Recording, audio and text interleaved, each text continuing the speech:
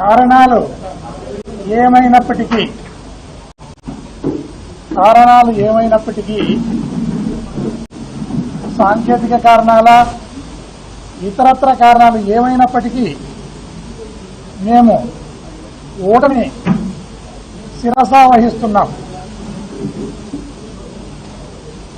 అదేవిధంగా కొత్త ప్రభుత్వాన్ని ఏర్పాటు చేసే అధినేత చంద్రబాబు నాయుడు గారిని కూడా స్వాగతిస్తున్నాం.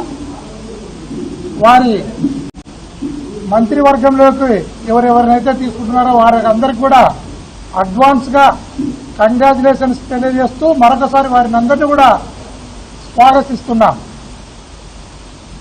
గెలుపోటములు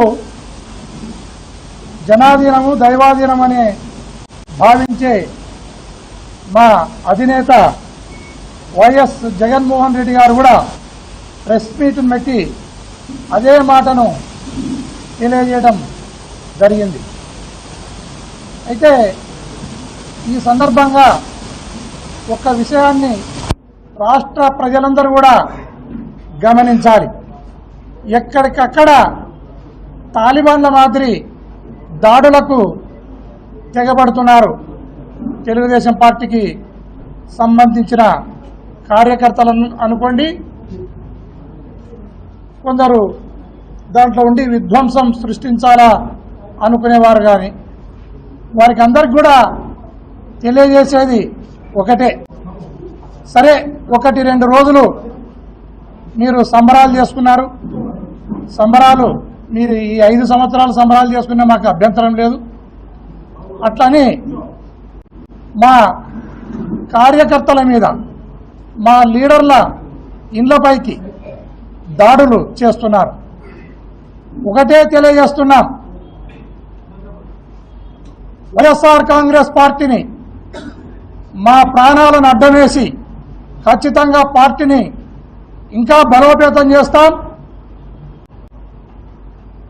మేము కూడా ఒక దశ వరకు చూసి నాగరికమైన పద్ధతుల్లోనే జరుగుతున్న ఘటనలను ఎస్పీలకు, కలెక్టర్లకు, అందరూ సంబంధిత అధికారులకు కూడా నాగరికమైన పద్ధతుల్లోనే కంప్లైంట్ చేస్తాం. ఆ తర్వాత మేము కూడా మా ఆత్మరక్షణ కోసం పంటికి పన్ను కంటికి కన్ను అనే నినాదంతో ముందుకు పోతాం. జనంలో ఇప్పటికే ఒక విప్లవం రావడానికి మొదలైంది. మీ కార్యక్రమాలను చూసి, తెలుగుదేశం పార్టీ చేస్తున్న దాడులను చూసి ఈ రాష్ట్రంలో అనుకోని ఒక విప్లవం రావడానికి ప్రజలందరూ కూడా సిద్ధమవుతున్నారు. దీన్ని గమనించాలని కూడా నేను తెలియజేస్తున్నాను. దయచేసి ఇప్పటికైనా ఎవరైతే లీడర్లు ఉన్నారో తెలుగుదేశం పార్టీలో వాళ్ళందరూ కూడా వాళ్ళ కార్యకర్తలకు కానీ వాళ్ళ అభిమానులకు కానీ చెప్పుకొని వారు కంట్రోల్ చేసుకోవాలి. లేకుంటే నేను ఏదైతే చెప్తున్నానో కంటికి కన్ను పంటికి పన్ను అని అంతవరకు తీసుకుని రావడానికి ఆ దశ వరకు తీసుకుని రావడానికి మీరు ప్రయత్నం చేయవద్దు అనేది కూడా, ఆస్కారం ఇవ్వవద్దు అనేది కూడా తెలియజేస్తున్నాను.